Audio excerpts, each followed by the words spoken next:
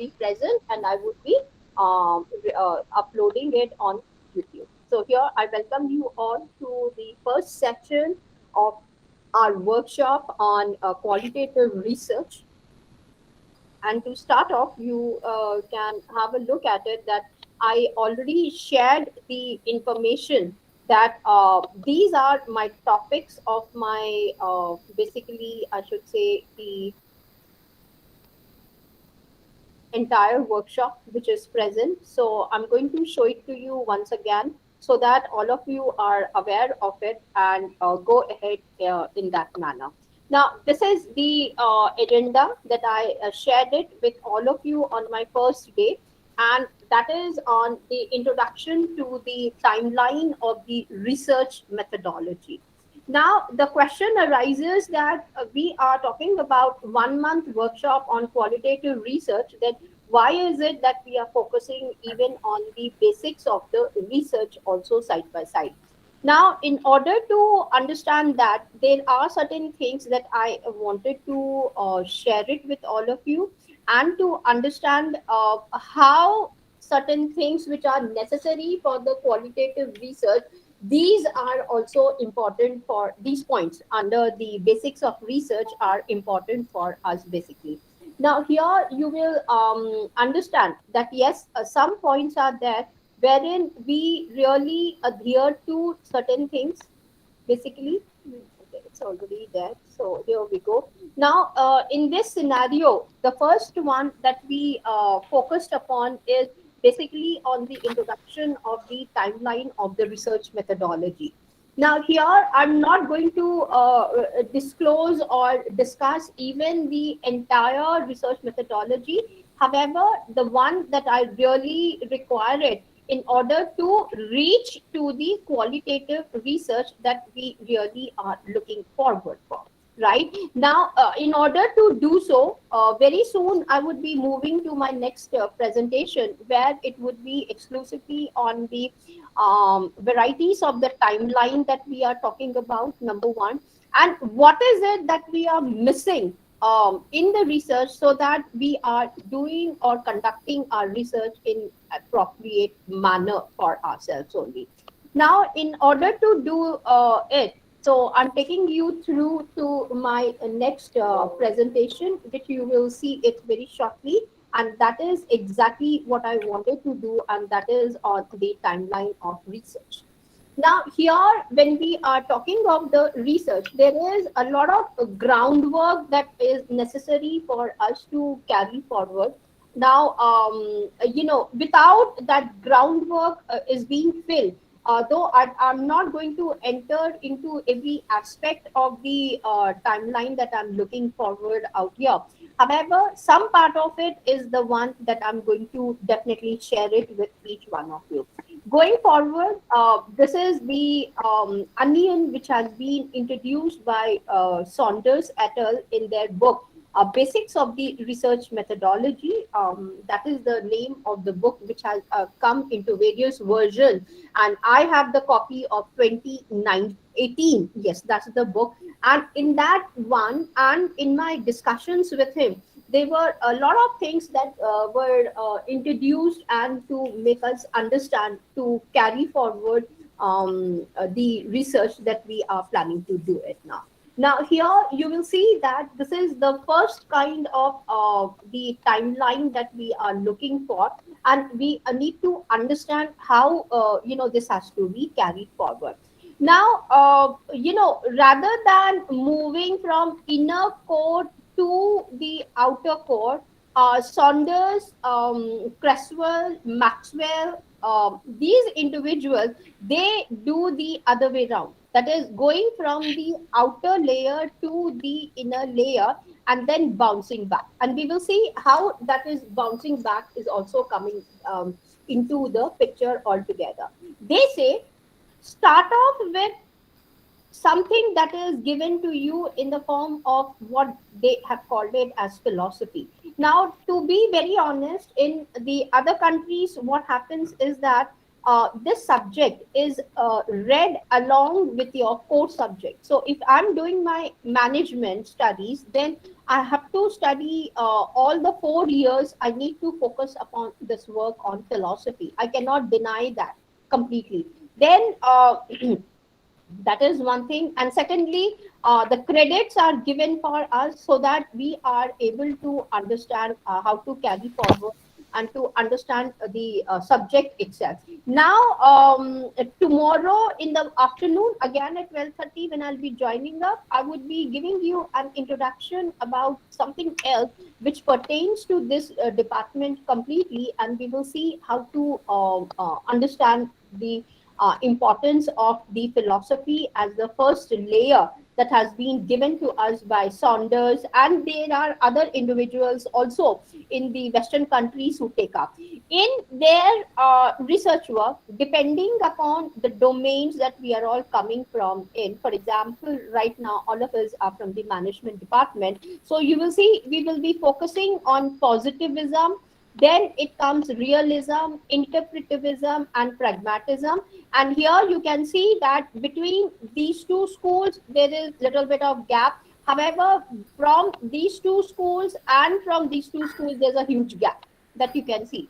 And day after tomorrow, I would be making you understand why such huge gap is there. And is there something else that we are looking forward to fit in into this particular realm of the onion that is being presented out for us, and we will see what they are. And I would tell you that yes, here they have mentioned only about the Western schools, to be very honest. However, if we look at this particular subject into the researches, the research philosophies that we have got, we classify broadly into two forms. One is the Western research techniques that are available, and this I would start off, let's say, from 16th to 17th century onwards, whereas there are some non-Western schools also which are available. When I'm talking about Western, I'm confined to America, Europe, Great Britain, Scotland, then Australia. Those are the regions that we are talking about when we say Western. However, when Western schools are there, it would be India, it would be Persia, it would be China, then it would be, I would say, even Japan, Korea, and last but not the least, I would be including the entire Gulf countries.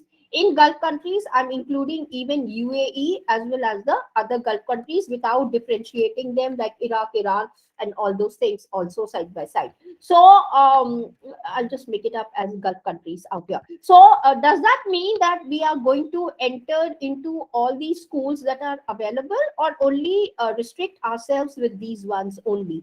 Now, my duty as a person should be giving you the exposure as much as possible to the varieties that we have got, and later on maybe in the form of the workshops, or again development programs, or depending upon your this thing, we can go ahead, we can read the books or the research papers that are available also. So this one I'll be starting off tomorrow again to make you understand what kind of a things are there. Number one, after reading the books of Popper and Kuhn. Now, some of you have been attending the morning session also, and maybe attending in the evening. However, 12:30 tomorrow, again, I would be taking up, and I've already shared two books of Popper and one book from Kuhn, in order to get up the, or to set the grounding, the fundamental or the ground that I need for proceed further with my research work. Now, that is something again which is missing, and I hope some of you have already realized it after attending my morning session. The next layer which you will see is the approach. This is coming due to the fact that again we focus on critical thinking either at the undergrad level or at the postgrad level, and we assume that critical thinking aspects have been taken care of appropriately, and then we proceed further with deduction, abduction, and induction. And I feel that we just think and say, okay, this is my deduction, this is my induction, in a very, very narrow form. One has not taken that into seriously to understand why your research is basically a deductive way, or you are taking it in the manner, approaching it towards it in a inductive manner or abduction manner. So that's why, Saunders always feel that yes, these two things should be shaded in the same color, because most of us are in that purple area, in the sense that we are not very clear about it. However, the moment you complete with this layer, you jump into this layer where, according to these, I should say, the individuals who have dedicated their lives into the research methodology for quite a lot of time, they have said that either there are mono method quantitative or mono method qualitative. Right now which you are doing it is basically at this level only. Multi method quantitative is not, I'm not going to touch upon it at all. Multi method qualitative, similar to, I wouldn't say similar in the sense that yes, you have got multiple methods in quantitative. In the same manner, in the qualitative research also, you have got the multiple methods are available. So we need to understand and find out what are these multiple methods, and how to go ahead with this particular, I would say, the basically the methodological choices that you have got. Then we have got the mixed method simple. I would not even be calling what I'm going to introduce to you as a simple one. It would be the, maybe the groundwork, or maybe the fundamental areas that I'm going to focus upon in this case.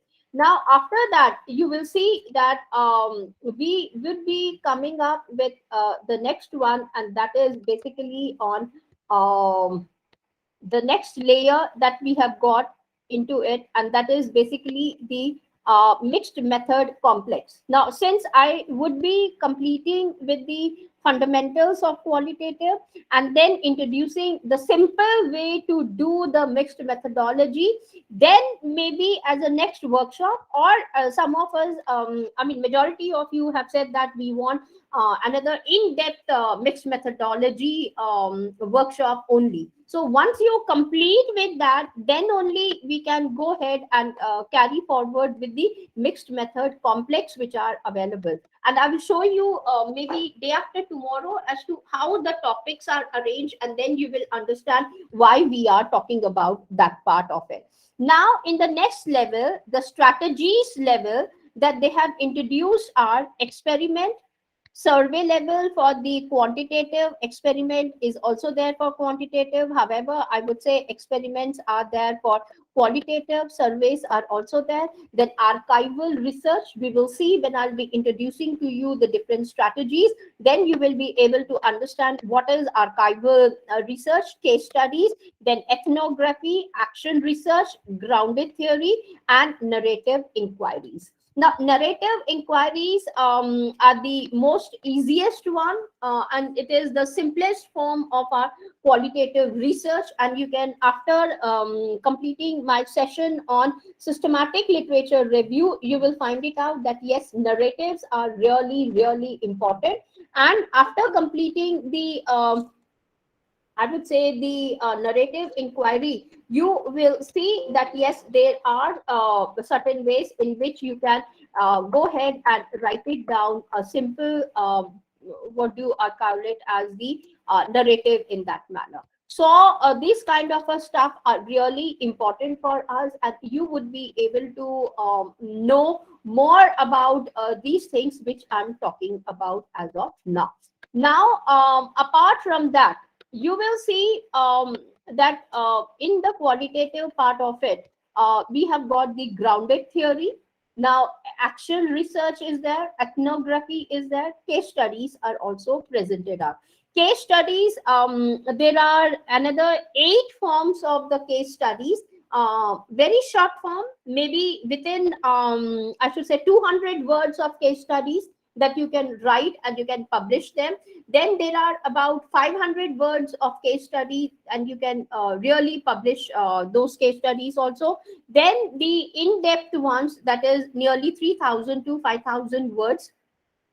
And whether you want to write it in a pure qualitative form or in a quantitative form, choice is yours, or a combination of it. So in that way, the case studies becomes very easy for us to write also, number one, and to give the presentations and to form your own case studies. And it is the most easiest way that you can carry forward with writing in the qualitative. Then we have got ethnographic. Okay, here they haven't mentioned, apart from 1, 2, 3, 4, 5, you will see that there are some more varieties of the choices that you have got, like feminism, phenomenology. Then you have got structuralism, post-structuralism, modernism, postmodernism, then contemporary forms of currently that we are doing it because of the changes due to corona and pandemic. Also, you will see that there are a lot of ways in which you can go ahead with the searches for your qualitative studies. Now, since we are included the quantitative as well as the qualitative choices to do the research methodology, next is, after that, they're talking about is time horizon. Now, in this case, you will see later on that yes, some of them you're doing it as a cross sectional. I'm not supposed to tell you all these things. However, longitudinal also has a lot of importance. Now, when they are taking care of the quantitative, it is mostly in the financial and the economics departments that I find the longitudinal studies coming in. However, when you jump into qualitative, you have got the leverage to do it in phenomenology, ethnography, narratives also, and you can write multiple of papers. Now, this is something which Apurva, one of our participants, keeps on asking me again and again, that my attention is always towards the writings. I would say definitely yes, let me complete with part of it. However, on a daily basis, you are supposed to keep a notebook or the word pad or the notepad wherever you are planning to jot down the points or everything. And once you start learning them, look around you and see how well you are able to write down and mark your own observations and everything. This is very much needed.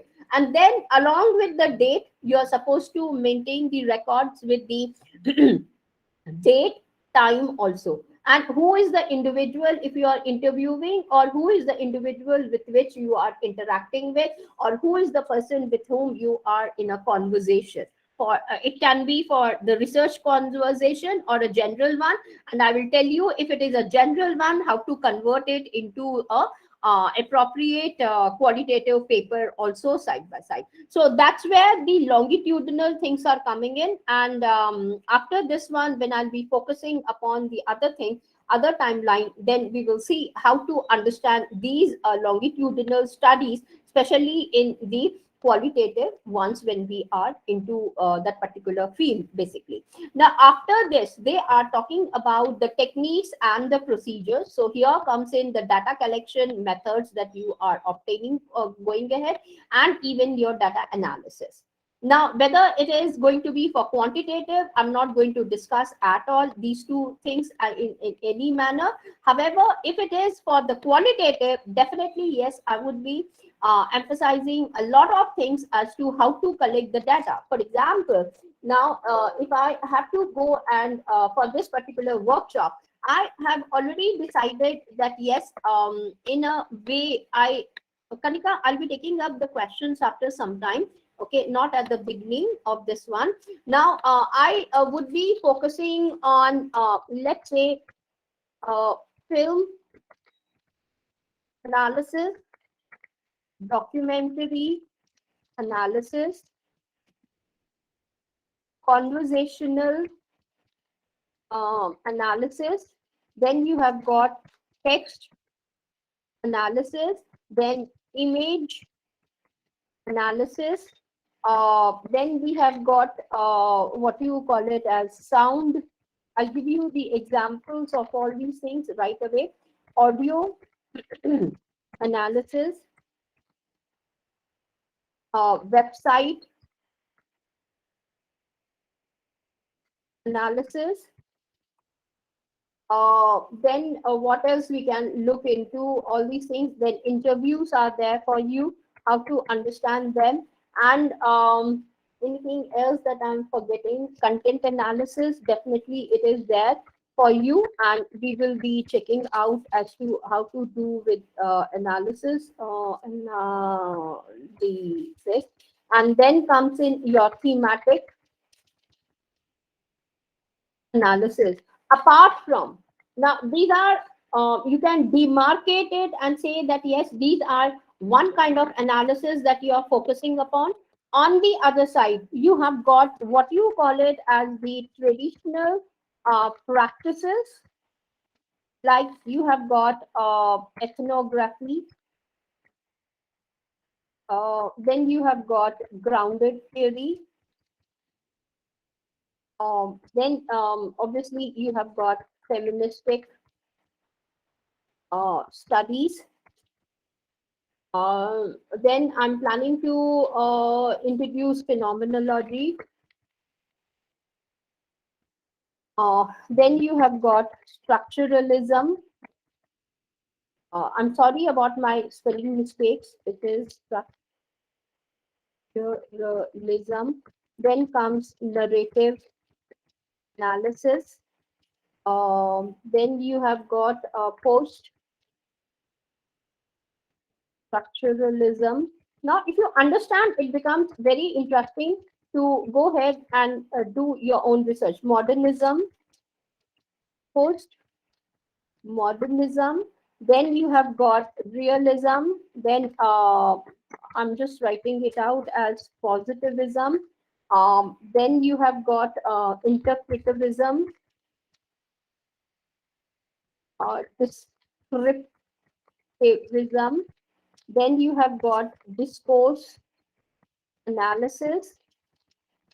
So these are some of them. I'll be giving you the entire list of these things also which are available, and how to go ahead, and last but not the least, give you the introduction to 18 softwares.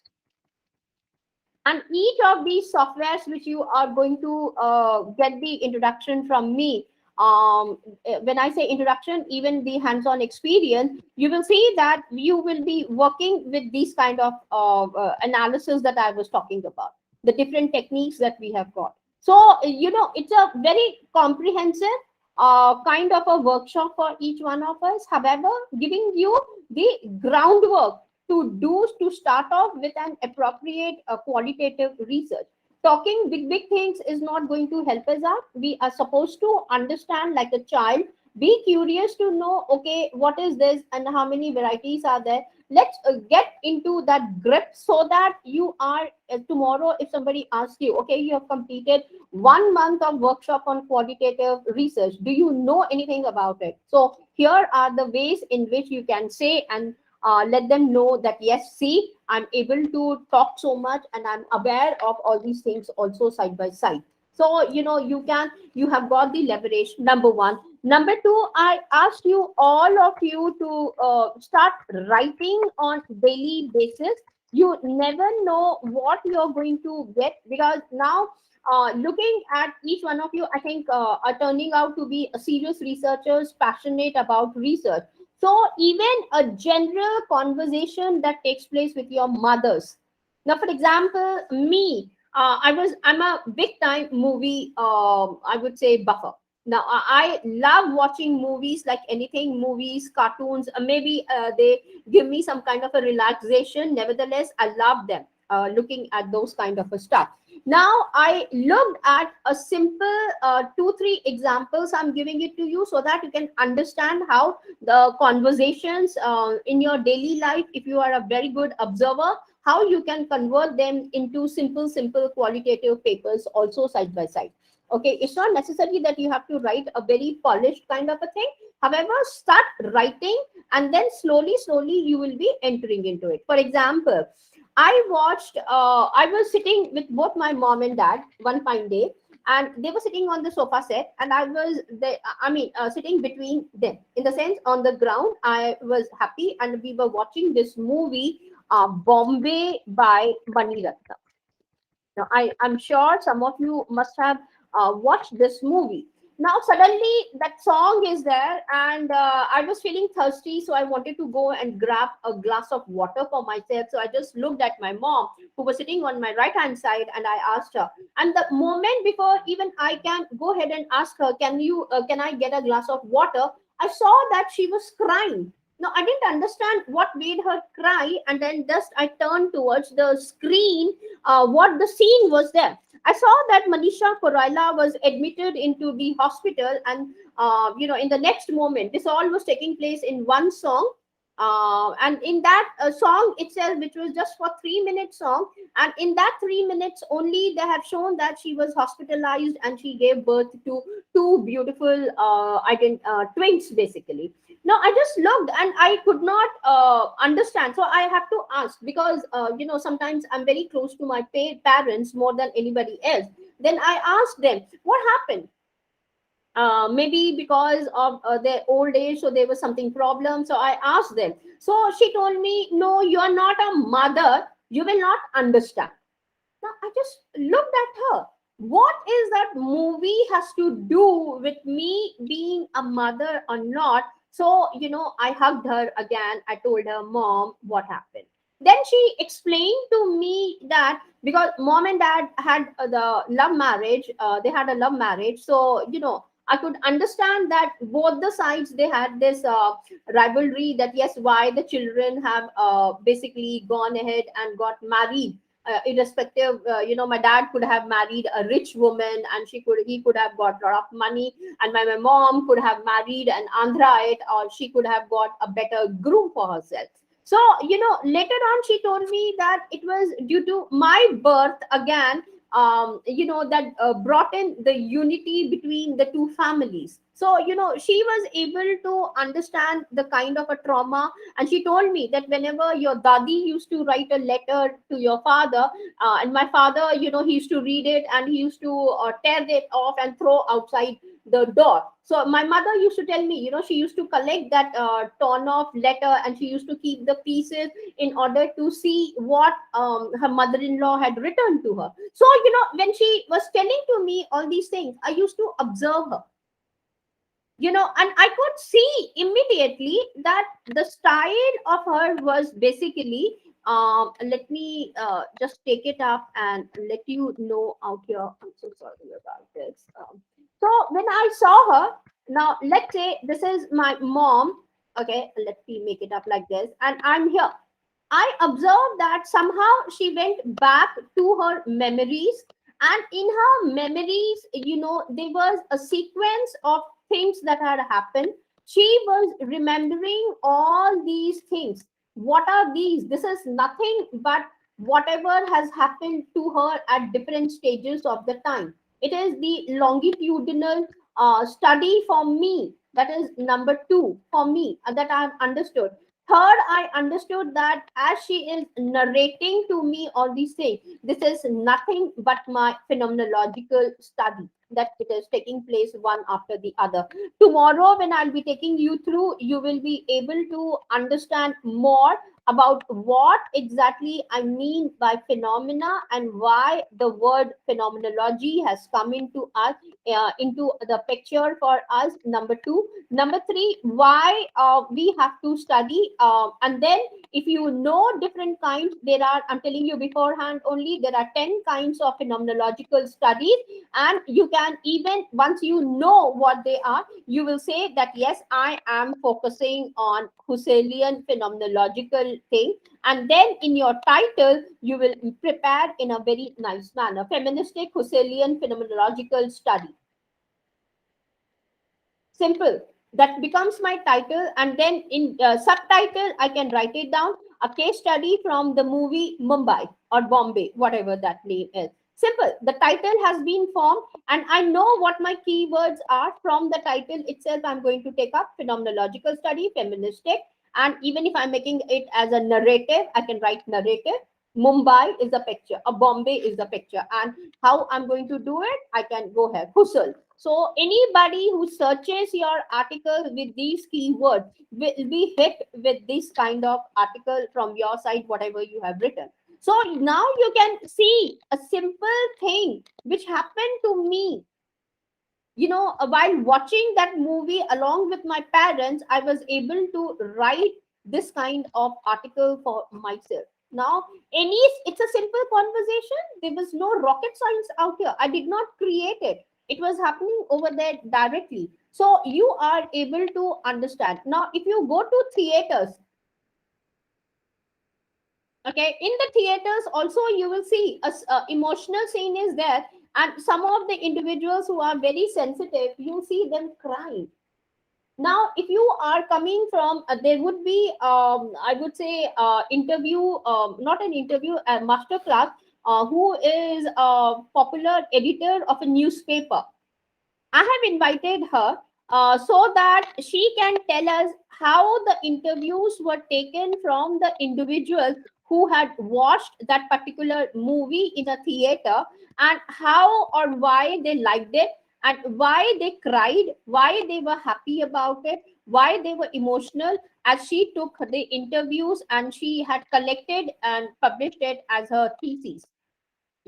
So we when you're interacting with her, she will be able to tell you what exactly. Now, for her, there were around 350 such interviews for that particular movie that she has taken. So 350 interviews means, at least I would say, 350 into 10 times you do it, so many articles she could have published in a different manner. I'm giving you a minimum number of papers. If I tell you how to calculate it from one or two interviews, also how many varieties of papers you can write it, I will let you know that yes, see, these many papers in this way or that way, you can go ahead and you can publish them or present it as a conference paper. The choice is yours how you want to do it. Once we explain to you, you are aware and you will start preparing yourself in this manner also, side by side. So the conversations that are taking place normally in your life, it's a very simple one. However, it's a very, very serious thing that you will have to take it up since you are in the domain of research. Now, like in one of my classes, I was reading a feministic book, this one, and it's a very popular book in feminist studies, and that is by Simone de Beauvoir. All of you must have heard about that book, The Second Sex. It is there in our syllabus, and it was just meant for only teaching the undergrad students, and that was the married woman is the topic, the title of that particular chapter. And there are around 58 cases, that means 58 case studies about the discussions that are taking place between the mother and daughter. And what is the scenario? Mothers and daughters, different cultures, different belief sets, how the mother and daughter have the discussion when the daughters are about to get married. In both, since the Bois comes from the France, basically, so her things were basically from France, and she was able to showcase. So while I was reading that particular chapter, I saw that my students who are based out of Delhi and NCR region, the way they started asking me the questions, not only asking me because some of them were very shy to talk to me also, though I'm also a female, so I never knew how to go ahead, and some of them were very bold and they started asking me in the questions itself. However, I'm not married, so my thing was that how to answer those questions also for them. So these kind of experiences are really important while you are teaching. The doubts that a student is also asking you matters a lot, and don't ignore them. Come back and jot them down in your notebook or on your flashcards if you are carrying into the classroom, and you are able to build up a nice narrative or stage for yourself for the future writing or the future research also, side by side. So these kind of a conversation, this is just second kind of a conversation that I'm talking about. First, at home, what is happening. Second, the classroom that I talked about, and the another example which is always perfectly fitting into my mind is the partition stories. Now, you see, if you go to Delhi NCR, I don't know whether some of you are aware of it or not. In Delhi, Chola Bhatura is very popular, very popular one. And if you start talking to them, why they have started off this particular business, you will come to know. Because you see, after all, I'm a management student here. So for me, that always comes across as to why this particular business only, rather than some other business. At that time, when I am hearing the stories from these people, I realized it that these are all fitting very well for the partition stories. They say that we have come from, I can tell you, if you go to Khari Bauli, that is the spice market in Chandni Chowk area, there is, I don't know whether you have heard about him also or not. It was one of my friends, again from US, who said that, Ramani, I want you to get me the Prinska pickles. Because these are fully packed, and she wanted to take back to US. So she asked me, can you do me this favor and get me the so and so achar and everything. So I had to go to Khariboli, which is very far off. I went over there. It's a small, I would say, a very small shop. And I had to wait for some time, since I reached very early in the morning and the shop was not open. So slowly one person came, they opened the shutter. It was a very narrow kind of a shop.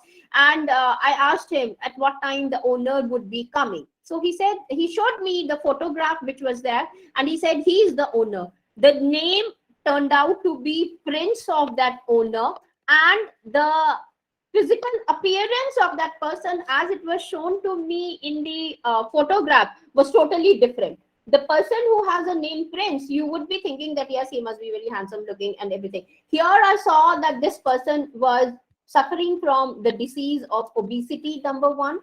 Okay, number two, he was not highly a big chatterbox kind of a thing, who is very open. So he's an introvert kind of a person. And okay, that's fine. That was the other kind, because for me, the personality also matters a lot. So I observed, and next to his photographs, I could see the wall filled out with a lot of certificates saying that yes, his achar are the best, his murabbas are very best, and everything. So, I couldn't control myself. After purchasing, I started waiting. He arrived to the shop around 12:30, and I asked him what made him open the shop exclusively on the achar.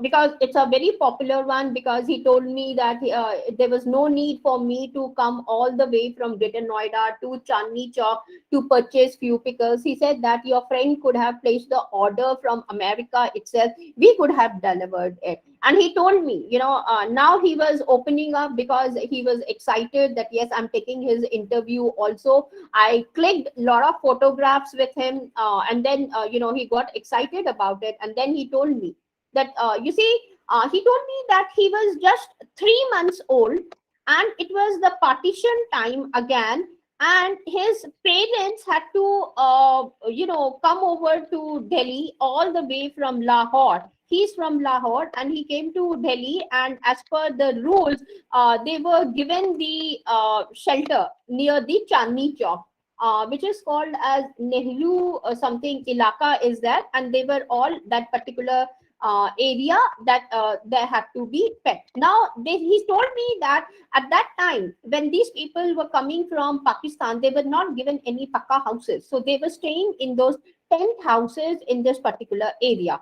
Now, in these tent houses, he showed me the photographs. So I clicked the photographs also, and that's why I'm able to narrate. He said that his mother from Lahore itself, she could not take anything else, and in their car, because he belonged to that filthy rich family from Lahore. So he said that we have to leave everything. Luckily, my mother had, he used this word, martaban of achar with her.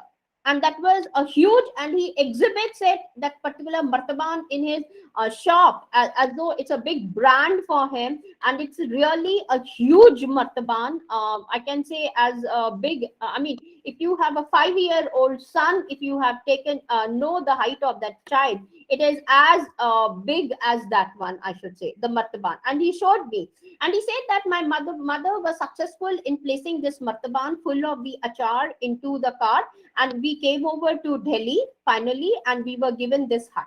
Now, one day it happened that my mother, while she was preparing, she was conscious that there was no salt. Salt was over. So she went as a neighbors, she went over to the next hut, next tent, and she asked over there, can you please give me one small katori? Because he showed that katori also. And he said that katori, a small katori of salt. So this lady who was saying, let's say this is tent number 1 where they were living, and this is tent number 2. This lady, she told her that I'm watching your children eating the roti with the achar. If you don't mind, I can give you the salt in return. Can you give me one katori of achar? So, that butter system started off for the first time between these two tents. However, it was the 5th or the 10th tent that approached this lady, and they said that we will give you so much of money. Can you give us one katori of achar? Because I'm missing the achar, and we have forgotten to get our achar from the home. So he says that was the beginning for us with the pickle ka achar. So my mother, whatever vegetables were available with her, she started preparing the achar, and people from that area who was present during the partition time, were able to purchase the, and he says that because I was born at that time, so my father called the business as Prince ka achar in Hindi, in English Prince Pickles. So that turned out to be an entrepreneur, or better way to say is that the business, and they started off as a success. So that was the story for me, actually, a successful business story for me. So, that was a perfect qualitative narrative thing also. Now, as he was narrating, now imagine, he told me that he was born in that year. That means, and he made it very clear that at this time he was just 3 months old. So, he was going back to whatever his mother was telling to him the story. So you can understand how these kind of conversations really become. Only thing is that you should be open for such conversation, and start discussing with them and finding it out why, what for, and in what manner they are coming up with these businesses and how successful they are. Similarly, if you go and find out, now this was one pickle ka achar for me. Then, one day I was just talking, and I shared this story to my friend who's from Kashmir. She told me, not only this achar, you go to Srinagar, another person is there. He is popularly called as Achar Wala. And you can, and he's world famous, more famous than Prince ka achar, because he sells around more than 350 varieties of achar from Srinagar itself. So one fine day, I was so curious to visit to Kashmir. So I said, okay, let me go. So I got a chance to visit. So, one day I had to go for a leech wala and find out how he's doing, what he's doing. Second day, I went and met this achar wala also and understood how he made it, what were the circumstances because of which he made these achar, and it turned out to be a business. And right now, what is happening to that business, whether his sons are taking it popularly or not. Similarly, if you go to the other places, you can write down, these are all the simple case studies that were developed after meeting these people as the qualitative paper from my side. Later on, I saw that India is full of achar walas, and we have got MTR pickles, Priya pickles, then you have got Mother's Recipe. And if you look into their websites, MDH ke masale, the poor person, he died this year only. I really wanted to meet him and find out. However, I was lucky enough to watch his interviews on YouTube. Now, see why he started off with that, and how he flourished, you getting up that business. And now when his children are there, how they are taking care of it, whether two brothers, how they divided the entire business in two pieces or they are unified. Have a look at it and you will come to know your own stories that you can pick it up. So, the importance of the conversations that I was talking about are really, really important in our research whenever we are talking about. So, these things are really important for us. I think I'm on the same slide for you all. Yes. So you can understand how the things are taking up in the realm of our studies also side by side. Now, if you come over and if you ask me about these different approaches which are there, you can definitely go ahead and be very creative and start writing. For me, the stories are there, and whenever I visit, let's say for a shopping, I'm myself scared sometimes, being into the research domain. Every conversation of mine, goes away. For example, Fane Khan movie. I watched when I was watching that movie also. Not watching that movie, what happened one day, I was on Facebook. Okay, and in the Facebook, I saw that this trial, that was being a trailer that was being shown by T series, and I am somehow associated with T series also. In that, they have shown that this particular song was being played, and within that trailer itself, they showed the dog sitting nicely with a bib around its neck and munching the with the help of a fork, the noodles. Now I just looked at it and I said, oh my God, because I love animals and I'm a crazy animal lover also, and especially with the dogs like animals. Now, when I saw this, it really attracted me and I said, oh God, why are the T series flashing the noodles especially? And if you look, he is picking up the Maggi noodles. So I was wondering why Maggi noodles he's promoting in his picture, and why not some other noodles, basically the Nestle company. When I was talking to Bharat, Bharat used to be my student, so I was talking to him and I asked him, Bharat, why are you promoting noodles picture? So he said that, ma'am, it was just like that. We couldn't get any other variety of the noodles, so this was the one. Now, because why this attracted me, I did a research paper along with one of my friends from Australia, and that we were doing a SWOT analysis. All of you know what SWOT analysis is. And while we were doing the SWOT analysis of Nestle, we came to know that in Australia, Nestle has launched, you can go to Nestle company's website, and Australia, I'm talking about Nestle Australia. You go there and you will see that they have launched specially a food for the senior dogs. When I say senior dog, I'm talking about the dogs which are very senior in age. I mean, they are no more pups, or they are no more very good looking. They are suffering from some disease and everything.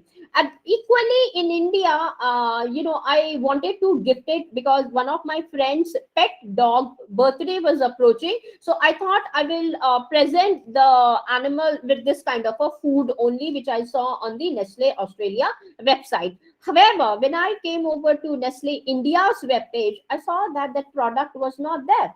I was amazed. So I asked one of my students, why don't you go ahead and do this as a research and find out from the Nestle team, why is it they have launched that particular product in Australia and not in India? What was the reason behind it? Why? Because even asking these kind of a questions to a company is a gap for you. You understood what I mean to say? In one country they have launched, in the other country they haven't launched. The company is the same thing. So you can see that missing link or a gap which is present, during your observation. So she went over and she said that here, because nobody has approached them, the consumers did not approach them. Now, if you are a typical student of marketing, you know that either the consumers have to be there. For example, I can just explain to you very quickly.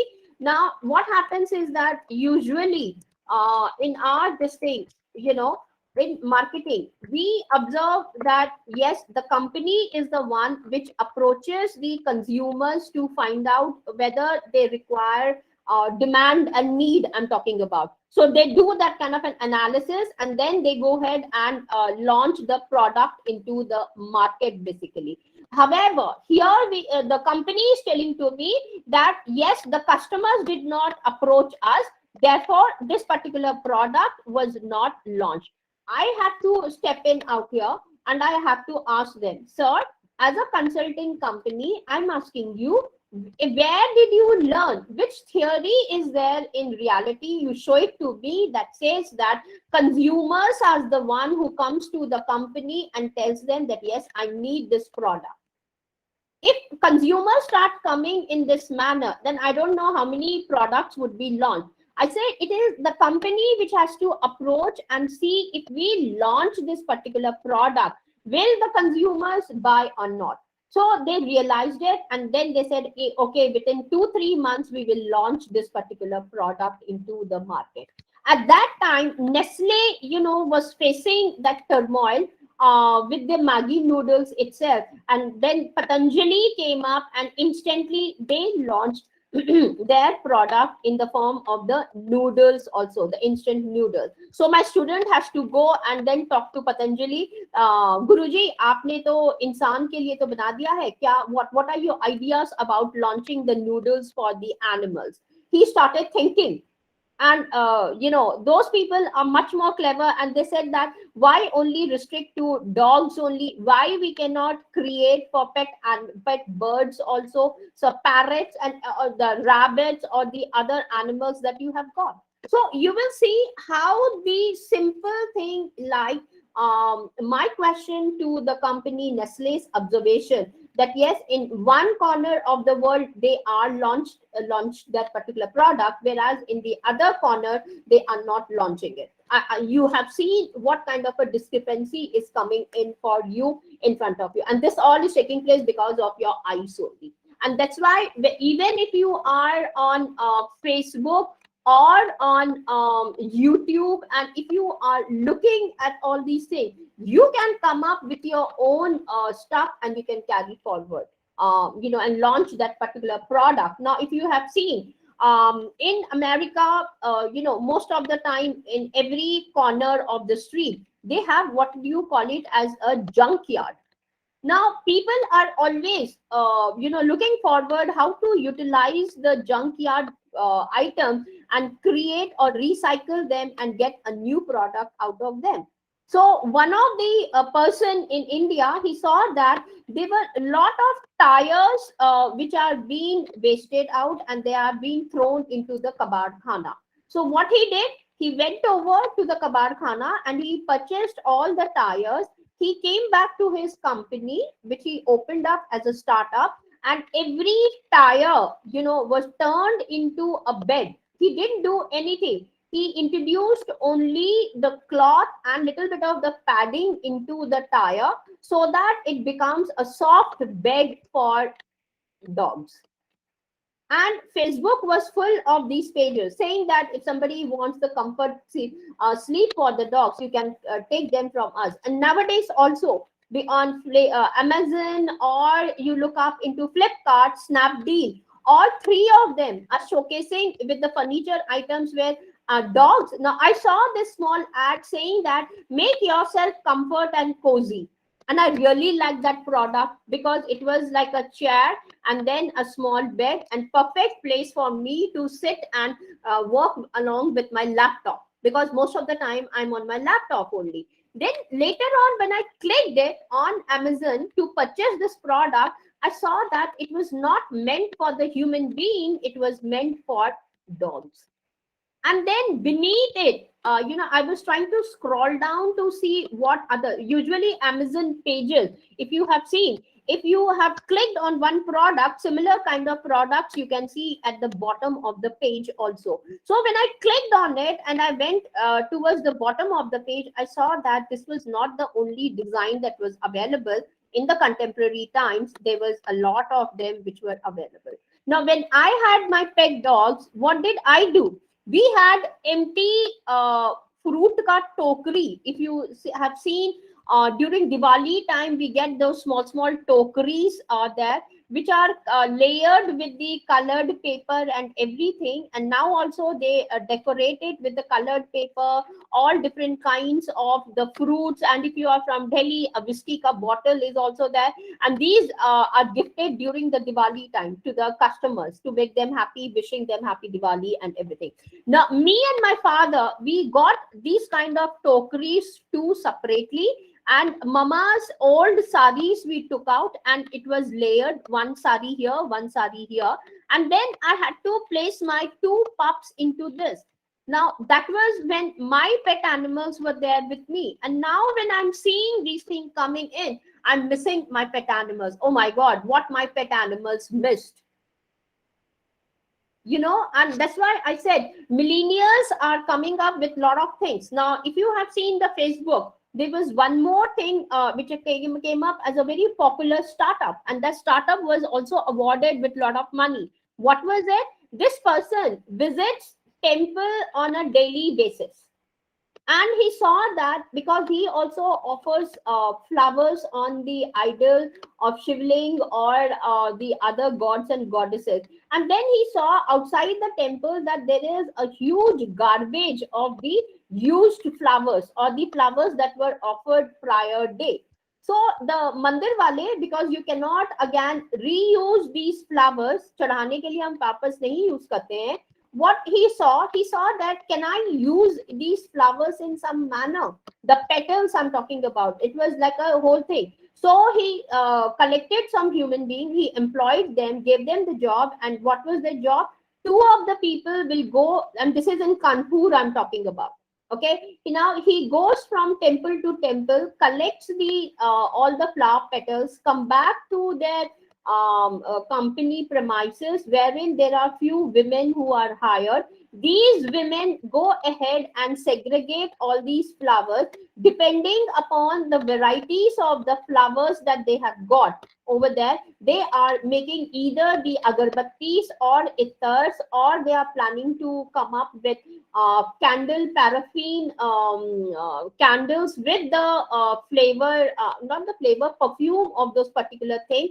And the popular item, I'll show you, it is there on my Facebook, or I will share that video. Have a look at it. Now, that's an amazing thing. And I had to write a case study for that particular company. And I started purchasing from them to find out whether how these things are being used. Agarbatti, you can use it at home. You're not offering to the God. Now, that was completely shattered my thought level. And I said, oh my God, just see. Every day from such a long, I should say, years, so many years, decades have been passed over, and we are seeing how many flowers are being wasted. I wouldn't say wasted, offered in the temples. And now he says it's not just the temples that I'm looking forward.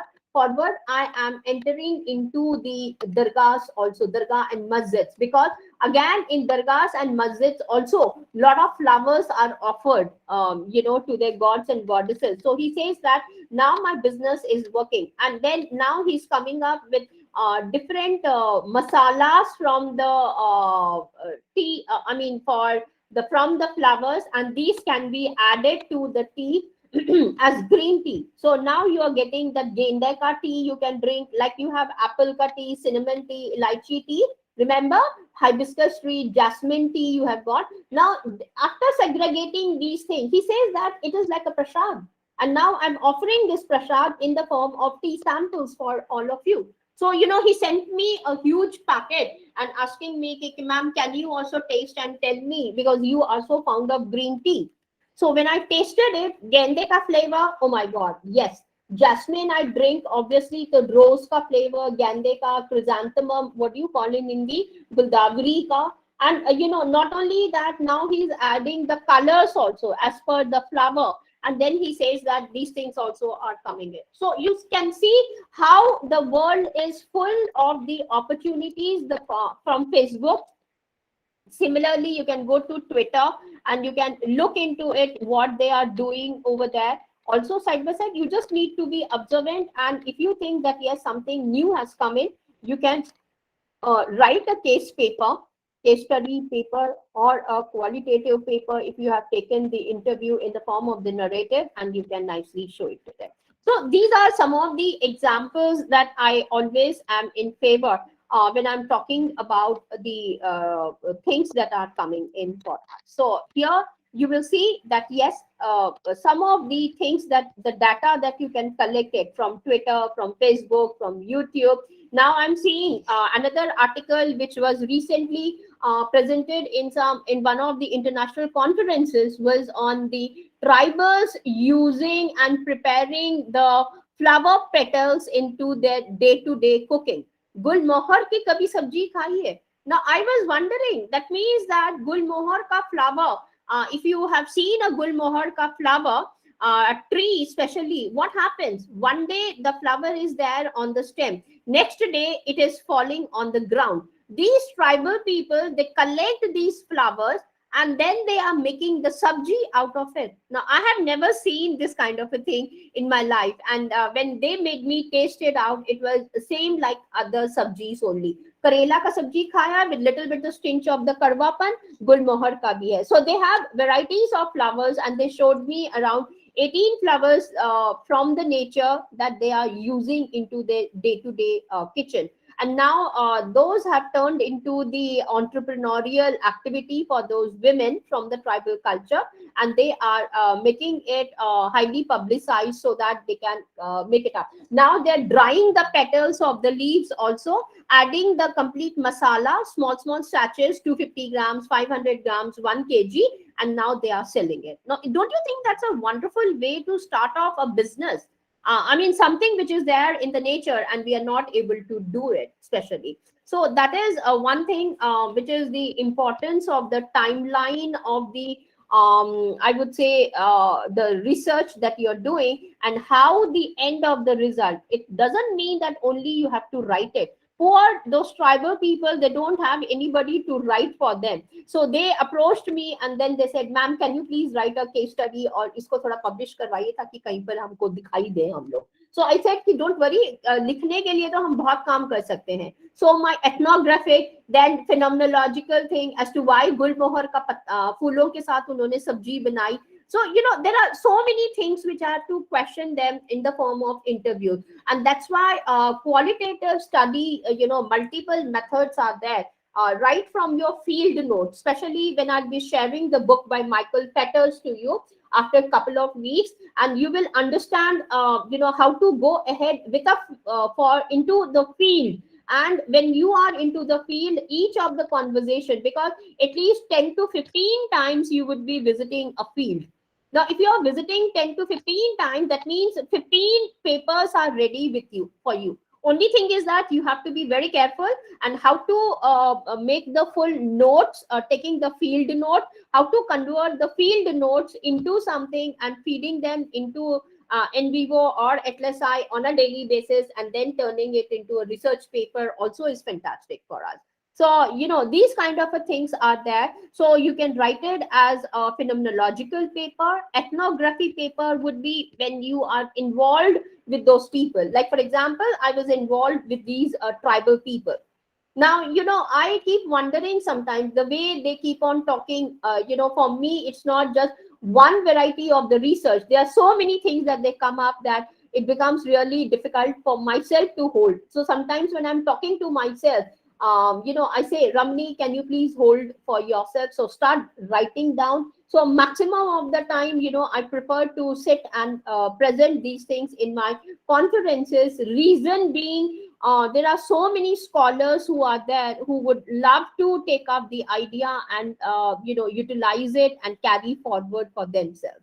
If I publish in the, the journal itself, though that is part of the academics for me, I'm happy with 2 or 3 papers and I'm happy with it. However, in conferences, I like to present it out in the form of the presentations on my paper because it reaches to a wider audience in that sense, especially in my own country itself. So, you can take up and you can move ahead and see how small things are coming up and they are taking. Now, हम सब ने देखा है खरबूजे के not खरबूजा, what is this you call cucumber in Hindi?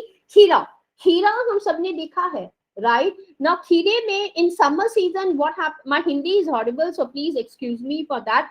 Now in summer season, if you purchase a kheera, you will see that it is, especially the desi kheera, you will see it is full of seeds. Now, what do we all do? We just scrap out the seeds and throw it into the trash, right? However, Bikaner wala, he did not do that thing. He collected all the kharbuje ka beach, and we went to the Bikaner wala and we asked him, how did you get this idea?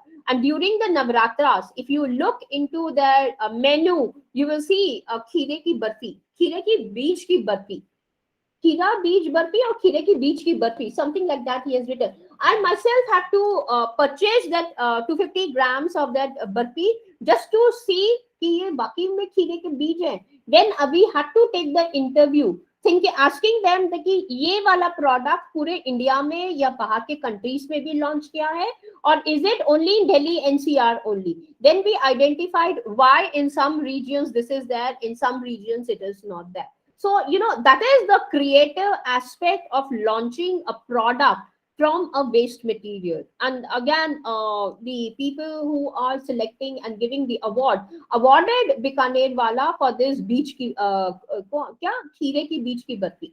Now, Haldiram did not.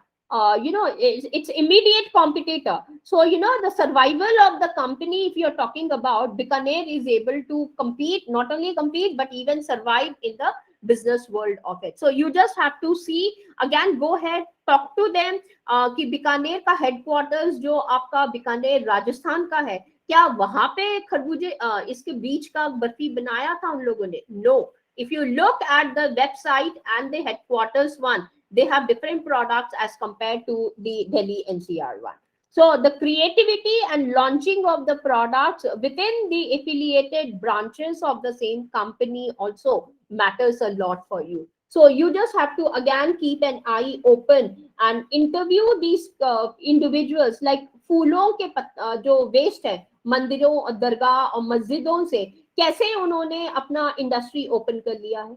And that is turning out to be a wonderful thing because they are selling agarbatti, they are selling what do you call them, the smelling cones, धूप बत्ती जिसको कहते हैं हम लोग, वो use कर दिया है. Then the other product they are coming up is with the herbal teas with those petals only. And the fourth product is soups. Definitely, yes, they have come up with the soup. And the other one, wait, I'll tell you, it is missing from my head. Ittar to hai hi hai. There was one more product which I really, fruit juices. So instead of fruit juices, they are calling it as the flower petal juices. That is in their pipeline. So imagine tomorrow in the market you are finding out क्या गेंदे का फूलों का juice is there. Then you have अपराजिता का, they are coming up with that because that blue color is very different for Aparajita flower. So if you know a little bit about the flowers, you can find it out because rose ka we can see the sharbat is there in the form of the ruh afza, which has been done from the ruh afza company itself. Then they are coming up with khaskhas hai, so they said that if khaskhas ye sare ke sare hain तो ये वाले क्यों नहीं हो सकते. And with the same flower smell, that is the fantastic part of it. So I have given you enough of the cases which we can look up and how to search around yourself in order to get the data for your qualitative methodology. These are just few I'm telling you from the Facebook, from the Twitter, from the YouTube, the most popular ones where we spend maximum of our time. Now, apart from this thing, now I don't know, there are two more the timelines that we have got. Let me see how much I would be able to share it with you. These two also. If not, then tomorrow again I would be focusing. I have to complete with this one, and then I will start off with the new part of it. Now here you will see when I have discussed about the areas out here, there is a reason. Again, you will see as some of you are faculty members and some of you from the studenthood, you have entered into the realm of the research scholarhood also side by side. So in number one, you must have experienced that when you were studying basically the MBA or BBA program, you must have seen that yes, majority of the time you entered into what you call it as industrial visits. Maximum of you must have visited at least 4 to 5 industrial visits. Now, I'm sure whenever you are entering into any industry or any company, that particular company will always see to it that yes, they have got the promoting material in front of the students who are coming in. It can be in the form of flyers, they can be in the form of the brochures, it can be in the form of the magazines also. Sometimes they give you certain products of the company which you can collect it, bring it back along with you, and you can think about doing small research. Now, what happened, I'll tell you. In my case, I was teaching in one of the colleges which was affiliated to Guru Gobind Singh IP University. IP University, runs only the professional courses like BBA, MBA, architecture, law, B.Ed. Then you have got journalism, mass communication, all five streams of engineering, computer sciences, pharmacy, sorry. And in that way, they have got these kind of professional courses. So, when I was given to teach all one common subject to all the streams that were there, one day, one of the students, she came me and she said that she has completed with her research, and I myself was involved into research. So I said that what was the topic of research, and to show me her thesis. So while I was scanning through her book, browsing, turning the pages of her thesis, the master thesis that she was presenting, I started asking her the question.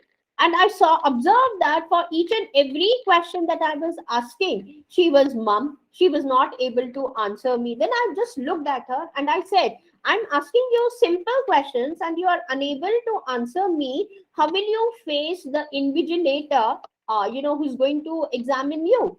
Then she, after some time, she turned out to be very sentimental and very emotional, and she gave me the truth.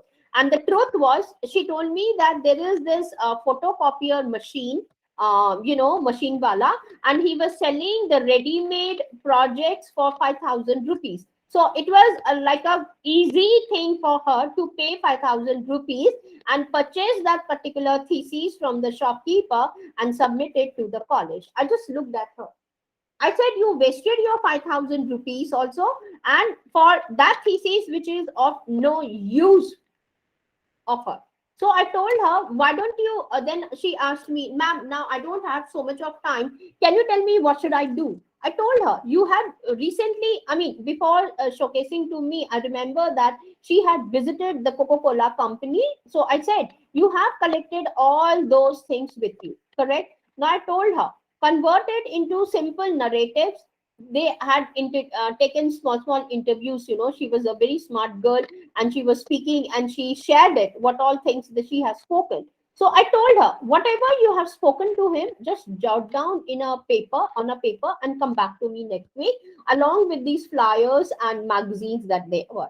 And the students were aware of how to do NVivo, how to use them. So I have to tell her, stop it. Whatever I'm telling to you, go ahead and introduce it into NVivo and present your thesis. And that's exactly she did. So the timeline for the research would be, now for some of you who have the students and they're going for the internships or the industries, and they are focusing on the areas of similar to your this thing, involve them, give them small projects to do it, so that when you combine them together, let's say 5 students, you combine all their things, your paper is ready, or your extra thing refining what they have done, you could have done and you could have taken. And this is the reason why I always prefer NVivo to be introduced to the postgraduate students, because they very quickly and very easily they do it. Number one, apart from NVivo, we have another company which is Microsoft. Microsoft itself has a lot of products apart from the Excel and all those things. Now, one of the product is Microsoft Power Business, and they have a lot of things which are there, and students are very easily able to grab these softwares also, number one. And because most of them are working on these softwares, work on visualizations, you will see visualizations turn out to be a perfect tool for the qualitative studies. So you can go ahead and you can make use of your students who are collecting the data and helping you a lot in this manner. So the area of the research which you will see all by yourself is very, very important in that manner. And please go ahead and you can carry forward. I have given you in a very simple and naive manner as to how. So you have got industry visits for the students. You are taking them to some trade fairs. Like in Delhi, we have a lot of trade fairs which are there, and we allow the students to go and to participate in those exhibitions. Like we have export certain car mela and all those things are taking up. We and these farmers who were there on the strike, that was a perfect place for the students to get involved, as well as to talk to them and get a lot of authentic data that they can look for their own research, as well as to collect the data. Then apart from this thing, they are going for internships for the companies, and when they go, they are working there. So when they come up, build up the conversations with your students and see how much of things they are going to share with you about those particular companies. It can be about HR, it can be about finance, it can be about OB, or it can be about logistics, anything you name it. Okay, there is so much of things, including the photograph, because they are students and they know they don't have any problem in clicking, and those office company employees also don't have any problem. So if you go specially and then you say that yes, I want to click a photograph, it would be difficult. However, with these students who are so good in clicking the selfies and everything, and I was surprised at one part of the mother dairy as a company where I wanted to click a photograph, I was refused. Sorry ma'am, ये तो अंदर का है, we cannot do it, you may damage, and if it is published somewhere, we are gone, our competitors will copy. However, when my students went over the same area along with the employees and with the details of the machinery, I was able to get through the photographs itself. So it becomes much more easier. So you see, using in that way, involving your students, I wouldn't like to use the word using them. However, I would say involve your students into the research right from the area of times of BBA or MBA, or from the undergrad level, and you will see simple things how nicely they are able to fit in for yourself. This is one kind of the timeline that I was talking about, and I always wanted the students to help you out in this manner. One, so industry we have taken care, internship we have taken care when they go for the summer projects. Now, when they go for the summer projects, rather than buying it from these kind of sources, allow them to work on a very, very simple process of the project, and you can make them work into it also side by side. So you are involving, and you can tell them, and you can take the initiative to write a small paper, and they are able to present it out along with you in the international or the national seminars or the conferences also side by side. This is the another way of going ahead with the research without entering into these kind of a stuff. The second way in which I would say is that most of the time, and that's why I had to keep this one away from you, is when you involve yourself and say that yes, my specialization field is marketing. Okay, at that time you are collecting all kind of textbooks, and you want yourself to read out properly and come up and see as to how much of the knowledge you have gained from here. Let's say marketing is my area, and I have the Philip Kotler's book as a traditional book, and it is mandatory for me to know as a student of the marketing. Now, Philip Kotler, now suppose think I'm giving an interview in one of the colleges or the universities. They will be asking me, what is your specialization area? I would be telling them marketing. Then they will ask you, can you name one textbook that you have read? So I have to tell them in a very nice manner, yes, sir, I had the textbook of Philip Kotler. However, I could not complete the entire book other than these chapters. Next question, they will ask you, okay, you have read this chapter, which is your favorite chapter and why? So you have the reasons in front of you, which are in terms of the positive reasons that yes, see, I love Philip Kotler's book for this reason as a marketing standard, or it's a Bible book for me for the market as a marketing student. Next question comes from these people who are experts themselves. What is it that you think is missing in Philip Kotler's book? So obviously, I will be now I know it. At that time, had you asked me, I would not. Now I will can tell you that yes, he is focusing exclusively on traditional marketing rather than the digital marketing. And now, when we are talking about the digital world, we have, it's not just the digital world now. It is now cloud markets we have got. Now, within the cloud markets, what is the way in which you are purchasing it? A time was there when you used to purchase it using the cash. Then came a time with the digital wallets like Paytm and all these things. Nowadays, it's a time of bitcoins or the cryptocurrency. So you are able to compare the scenarios of what happened here and what had happened here for you. So the differences or these things also makes you understand that yes, these are the missing links and I'm supposed to work on it basically and proceed further.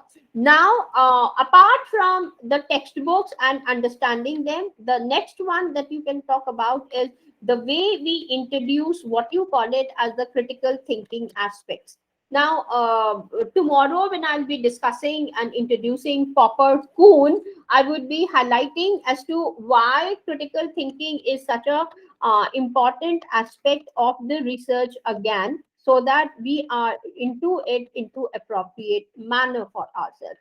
Then comes the philosophies of research that we are talking about. However, before I can go ahead with the philosophies of the research out here, maybe day after tomorrow, again I would be focusing especially on topics, wherein we are there are five varieties which I did it in the morning, and these are the ones when we talk about the scientific knowledge and into the realm of the research. You should know what are the differences between universals and particulars on one hand, a priori and a posteriori on the second hand. Then comes what you call it as deduction and induction in this way. Then we have got another problem is between mind and body. We will see what exactly it is. Noumena and phenomena. This is the classic differences which we are all supposed to know. If you have to understand what is positivism, realism, interpretivism, and all those things, then comes what you call it as your own experiences. We will be talking a lot about them. Last but not the least, what is it? The dichotomy between subjectivity and objectivity. Now, if you are going to learn these things immediately, then you will see that talking that I will be completing discussing about those 5 points. Once I have completed the 5 points, then comes your realm of understanding what are the different schools of philosophies of research that I was talking about. Logic, you have got this positivism, interpretivism, all those things would be coming in for us and fitting in out here nicely. Now, once you have understood the various things that are presented in terms of the research, you are supposed to give them the reasons why I am choosing this kind of a thing. This is important for us as a, again, I would say, your first layer of the research to move ahead into the qualitative and the quantitative area completely. Okay, so I will just stop here for 5 minutes so that if there are any questions, I can take over from here and then move ahead with my other part of it. So, are there any questions from any one of you? 10 of you are here. Excuse me, ma'am. Yes, Kanika. Ma'am, once can you please show that slide again? Which one? Just first slide which you discussed. The That onion? diagram one. The onion? Yeah, right, ma'am. Onion one. Okay, here we go. Just have a look at it. I will just grab a glass of water for myself and I'll just come in, Kanika. Sure, Just sure, give ma'am. me a minute. That's it. Sure, Not more ma'am. than that. Okay.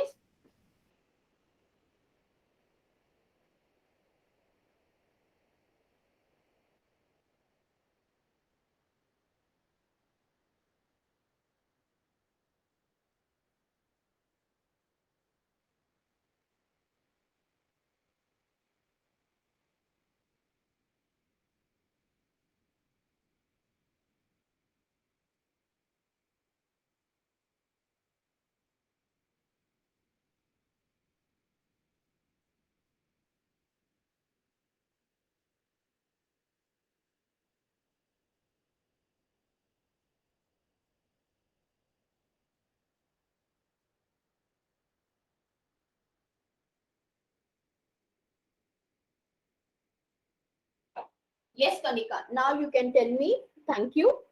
Yes, ma'am. Ma'am, I just wanted to ask, what is the actual meaning of mono method and multi method? Like, multi method means there are several methods of doing the quantitative study, or is something else? Okay. Now, see, in multi-method, today I will be sharing this book of Saunders et al., Basics of the Research Methodology. In that, he has also explained it. I'll tell you, mono means single method. Right, ma'am.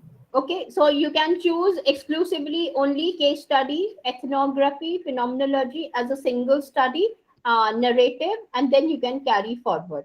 However, in multi-method, like in quantitative, Neeraj sir is doing nowadays, multi-levels and all those things. Yes, ma'am. Remember, Yes, sir ma'am. is taking care of it using R and M plus or the other platforms, Yes, ma'am. I saw that. PLS Smart and all those things, right? In the same Right, ma'am. manner, even in the qualitative, either you can combine case study with ethnography or narrative feministic, two three schools together. That is one way to understand. Or Okay. you were there for my first orientation workshop. Yes, ma'am. You were there, so you remember that he was talking about I was talking about content analysis also, right? Yes, Now, ma'am. content analysis, you can do it for each one of these things. It's not necessarily that you have to. Okay, one way of doing the content analysis is for archival research, for the case studies, for ethnography, you can do that. Or what can you do the other way around is exclusively you can do the content analysis also.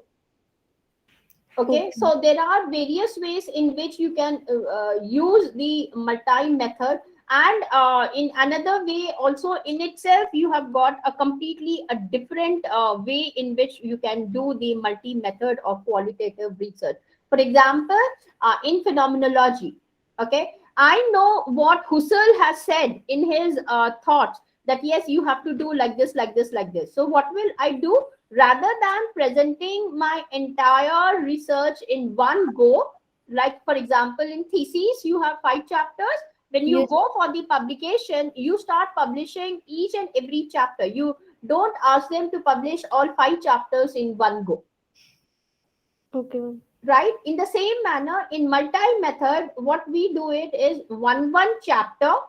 Okay, depending upon these different strategies that you have got, or you can make let's say the beginning, the narrative, that yes, you, let's say you want to do a qualitative research using the tribal people. Let's say I'm doing it right now, okay, on their food, how they started off. Now I have around 50 right now in my hand, tribal people who are doing this kind of a work. So what will I do? Rather than publishing all 50 results together, I will start publishing single one. Now for Right, example, I ma'am. go to a tribal woman, I ask her. Now there it can be an ethnography, or it can be a feministic ethnographic study for me. Right. You So if like you're asking a single person, so it will by using a ethnography study, by doing a ethnography study, so it will be considered as mono method, right? multi method, here I have used both ethnographic plus feministic. Okay. Okay, and along with, if I have done let's say for 50 people together, I mean separately I have covered all 50 individuals, rather than taking the summation of them. Now I'm using that word summation. Rather than using the summation, each individual women I have interviewed, I have published 50 different papers for each interview or whatever I have done. And then what will I do? I will combine all of them and do a comparative study, which turns out to be my comparative. Remember, there is one more qualitative study that I have shown to you in the end, comparative content analysis. Yes, ma'am. Okay, I can do that also. Those things are called as multi-method qualitative approaches. Okay. So Okay. basically, like if we have not used the feminist method, Huh. then it will be considered as mono method. But Mono we have method, used. otherwise it would be considered as a multi-method part of it also. Now, within the multi-method qualitative strategies, again, I would say that not the strategies, these are the choices that you have got, the practices that we take it up. We build a lot of layers into that also. Now, for example, I can give you out here, let's say, these people I have already done. For example, I'm doing a research work on temple food. If you were there yesterday, I gave my example on temple food, which I started off with Tirupati. Okay, my visit to Kurukshetra kicked off that yes, I can do some research on the temple food. I visited Jagannath Puri and I saw that yes, this kind of a thing is taking place. However, okay, what happened was, let me explain to you. In that way, you would be able to understand it far better. In that way, I will have to take a different sheet. Now, here, what happened? First case was Tirupati. Yes, Kanika. Now here I have Yes, ma'am. observed something to do with the qualitative analysis. If I will tell you, I can make it up so that you are aware of it also side by side. Here, one qualitative study was with that laddu that I had. Yes or no? I told you. And phenomenological study, narrative study, and as a business a full research paper. So I was able to take care in three different forms I was able to do. Then I saw as a corporate governance paper, okay, what they were trying to do as a sustainable businesses, how they were able to create the employees, create the job opportunities within the community. That was another study exclusively on the temple food itself. Then I understood how the community members itself joined the commercial venture of Tirumala's Devasthana, and they were trying to go ahead with the business opportunities first in India, and then I found out that how they targeted the global, and how from a simple devotional temple it turned out to be a global venture for them. Okay, now what happened, one day I was in the market, I was just doing window shopping in Tirupati itself. Then I saw that there the business of idli making as a street food was very very popular. And I was amazed to find out that none of these businesses that were being taken care were by men, it was only the women. So I had to take the interviews of these women to find out why is it that she was involved and not her husband. So I was able to understand what made them come into this kind of a business. The next one came in is that the tribal people, because Tirupati is surrounded by mountains, we all know that, right? Seven mountains are there, and then you reach to this temple which is present at the top of one of the hills that is present. Sapta hills, we say, basically. Now on the seventh hill, a lot of tribal people are there. Okay, and in my Facebook, maybe I'll have to download and show you a photograph. I saw an old lady who was a tribal woman, and she is in the age of more than 75. Okay, and I just looked at her. She was sitting on the ground, half naked. That means lower portion of her body was covered totally, upper portion of her body was not covered. And I just kept looking at her. I'm also a woman, and at that time I was doing some kind of a research work on breast stories, which I will share it later on. And I saw this old woman who was sitting on the road, and that also a very busy commercial center of Tirupati. She was sitting and she was selling the cashew nuts. And what kind of cashew nuts were there? I just went to her, and I cannot get a chair for myself, so I even have to sit on the ground itself along with her, and I started talking to her. That was my interview technique, and I was observing that she was absolutely comfortable in being naked. showcasing her breast, actually, number one.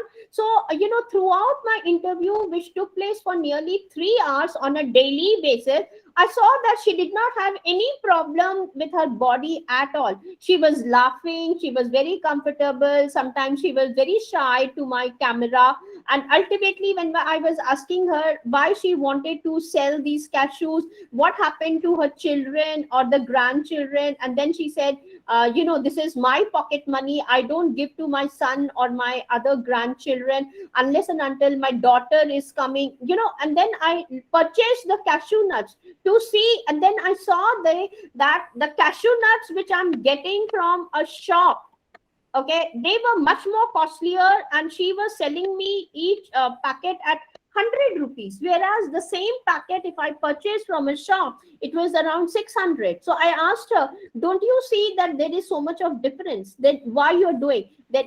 With a great smile, she laughed at me, and what was her response? That's how I'm attracting the customers to me. So does she need an MBA degree, or does she require any startup to do her business? Nobody taught her that yes, she has to attract. And this is what she uttered. And that gave me, alerted me, it keeps ringing in my ears continuously. Now you see what Nestle has given to me, that yes, we want the consumers to come up and ask us that yes, kindly launch this product.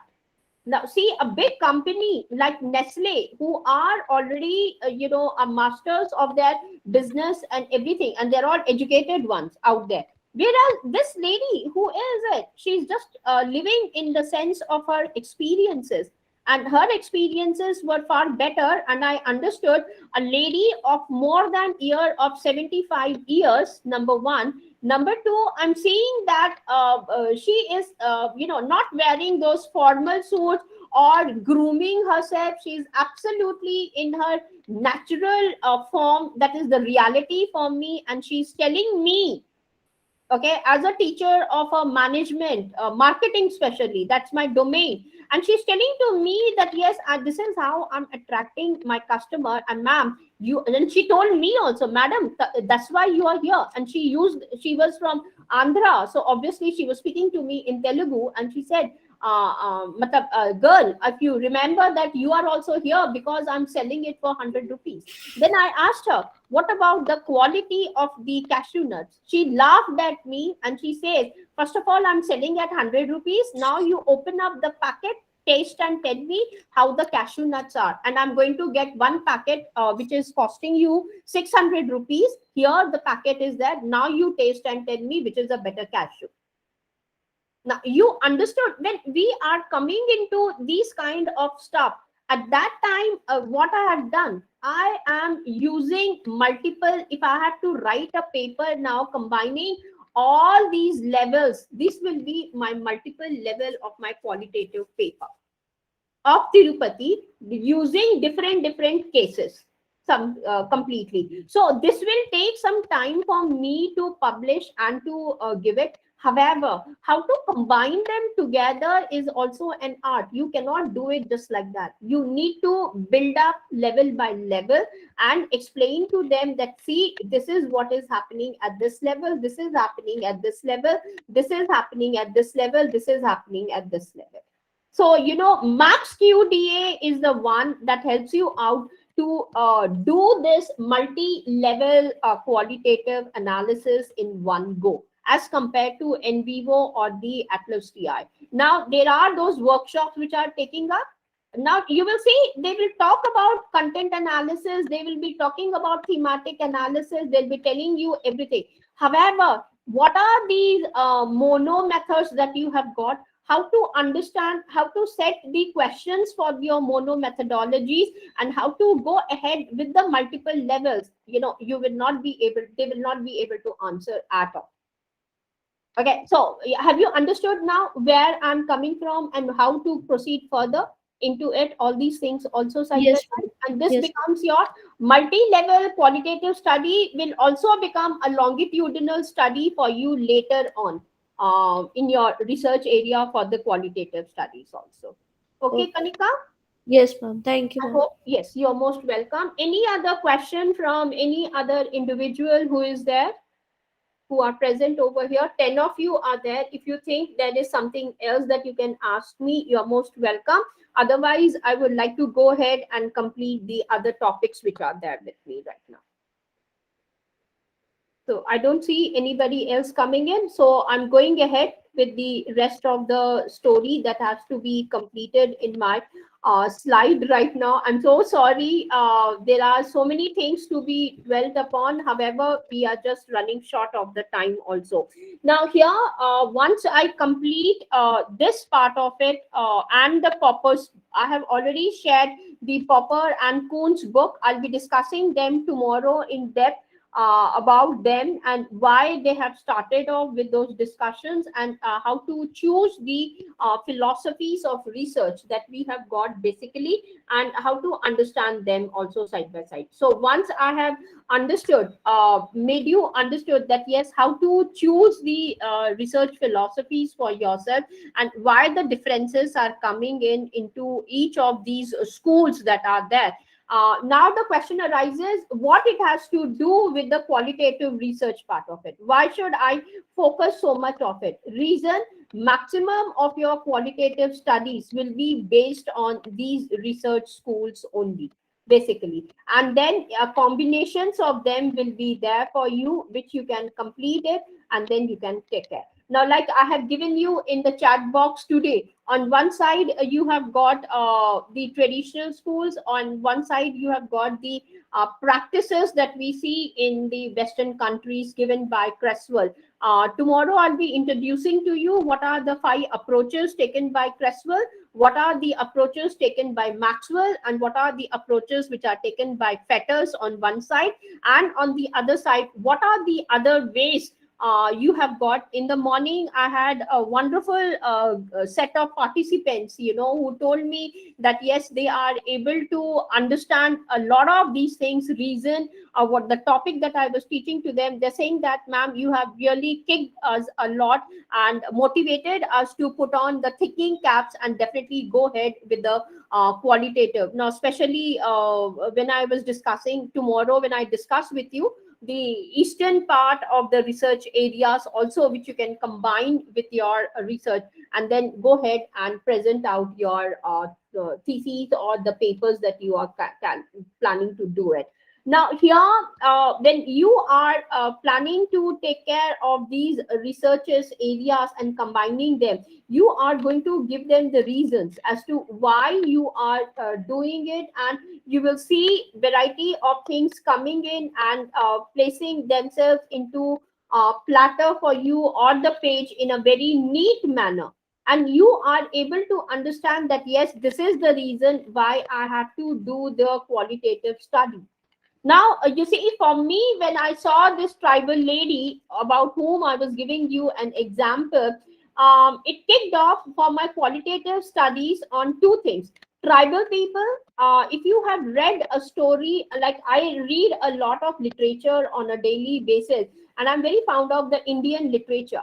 There were 2 books which really fascinated me and focused on the tribal culture. One was the book which I taught for the students of law, especially in Guru Gobind Singh IP University, the law department. And you will see that this book is written titled as The Breast Stories by Mahashweta Devi. And you all know that she's a very popular writer herself. And the way she has written that story, and when I was reading and sharing it with my law students, and I know how much of gangbang was there in the among the students when they started talking to me. And then I told them, okay, we have read the story of the this particular tribal girl as showcased by Mahashweta Devi. Now I'm giving you an assignment, all of you. Now one of the students suggested to me, it was not from my side, and that's why I like to interact more with the students and everything, because we get a lot of ideas.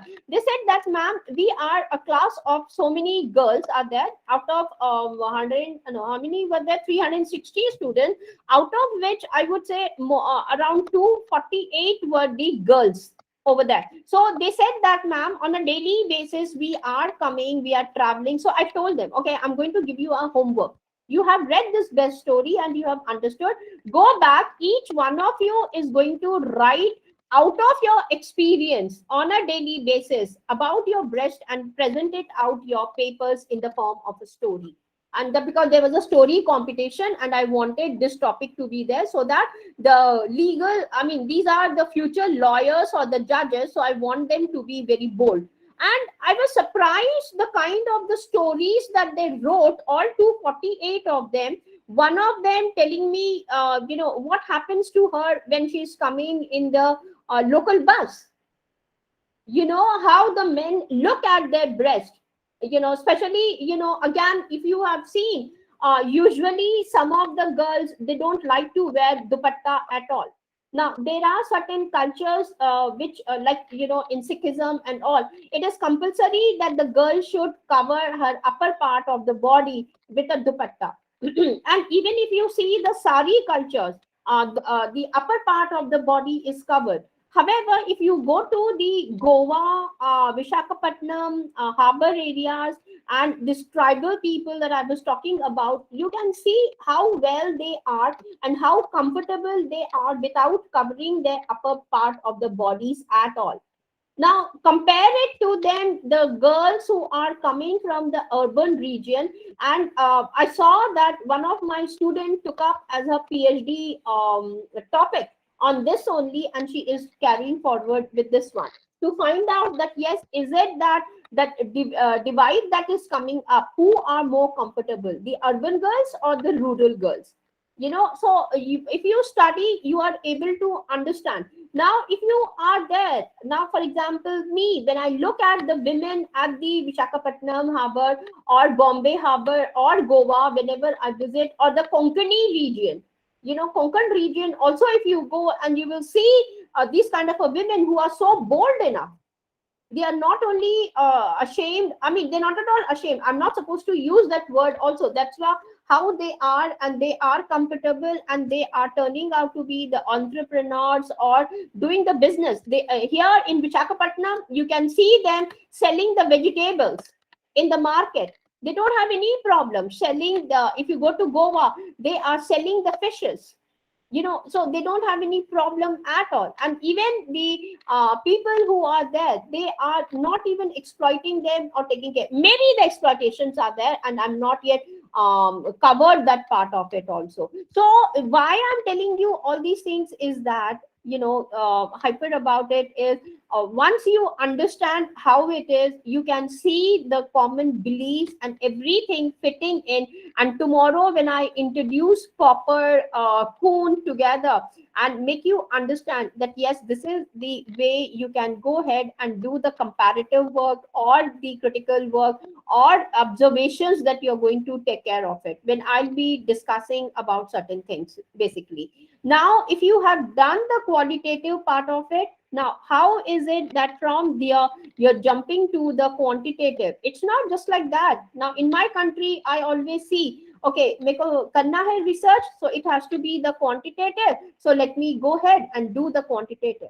Now, I do remember, I'm not supposed to name the university. One of the students, she came up and she said that, ma'am, मैं इस पे कर रही हूँ, और पता है मैंने ना around 30 variables मैंने research किया और रिव्यू ऑफ लिटरेचर से, और मेरे पास 30 आ गए हैं वेरिएबल, लेकिन मेरी जो गाइड है वो मुझसे कह रही है कि मेरे को सिर्फ और सिर्फ 4 वेरिएबल्स के साथ काम करना है.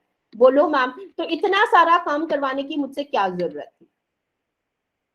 I just looked at her. Simple.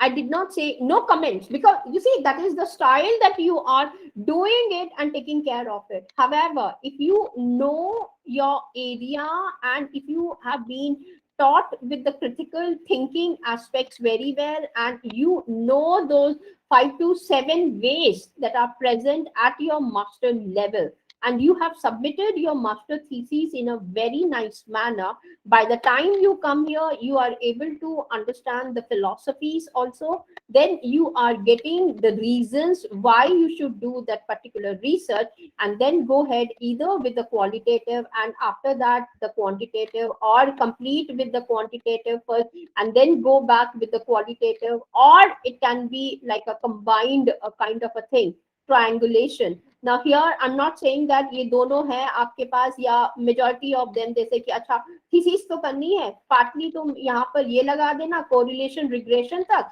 और फोकस ग्रुप के इंटरव्यूज, और हम देख लेंगे क्या होता है, और वहां का ये लगा, know that is not the triangulation, that's a big crack. You're not supposed to do. This is the biggest mistake that individuals are being guided to do in this manner. There is a proper way in which the triangulation has to be done, and then you say that yes, I'm going ahead with the mixed methodology system and come back, give the justification. You will see later on when I complete it why you are giving those justifications in your fourth chapter, when you say that yes, interpretation, data analysis, and the results you're going to discuss about it. You are not only justifying and giving the important results of it, you will even explain it very nicely so that your conclusion is completely, I would say, aligned itself in a very nice manner with the complete, I would say, your research, whatever you have done. And then you can say that yes, see, because of my research I'm able to do some kind of giving some kind of a contribution to the society which is there around me. Now that is where I'm looking for the contributions coming in, and that is the importance. Now you see, when you do the qualitative, you have got so many varieties of the data that you can get around you. A lot of things you can get it, information which is available around you. You just have to keep your eyes, ears open, and the conversations and the way, and little bit of passion for your research, and learn the various things that are available in the knowledge den. If you are able to learn them properly and then you're applying them, you can see that yes, you have reached to the correct consensus and getting the information about the right way to do the research work also side by side. So I think I'm going to stop till here only for today. Tomorrow, when you are going to come over for my session around 12:30 again, I will be there.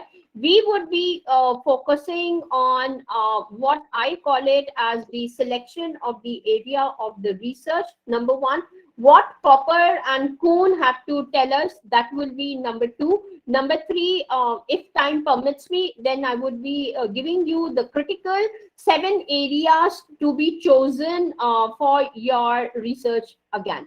So those will be the ones that we would be focusing on tomorrow again. So join me up sharp at 12:30. That would be the most important thing for me, and then we can carry forward from here. So I think in that way, that would be case would be wonderful for me. And I'm seeing Karan asking me, are questions random? Karan, at the level of the observations, tomorrow I would be showcasing to you how the questions are arise, and whether you can call them as the random questions or something else, we will see. Okay, or you prepare well advance on past papers.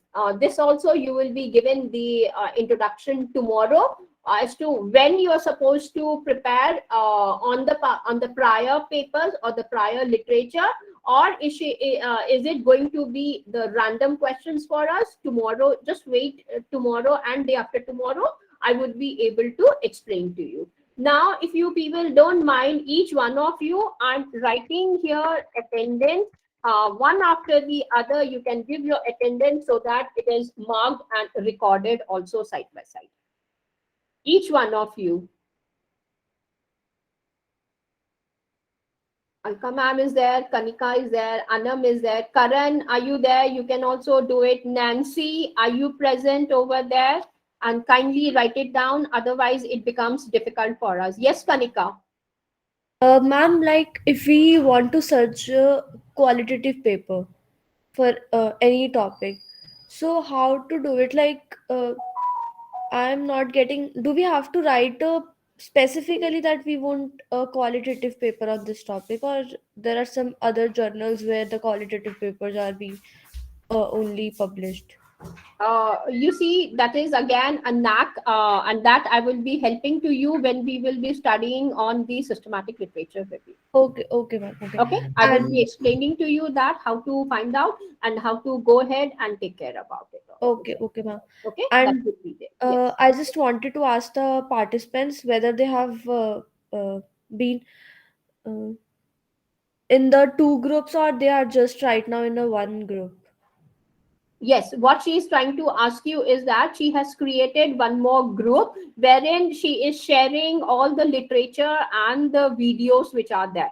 So all of you have got the access to that particular WhatsApp group also or not, is what she's asking you. So some of you who can say that yes, we have taken care of, so you can go ahead and let her know. Anam is saying she's present in the two groups. What about you, Shivali? Both the groups or single group?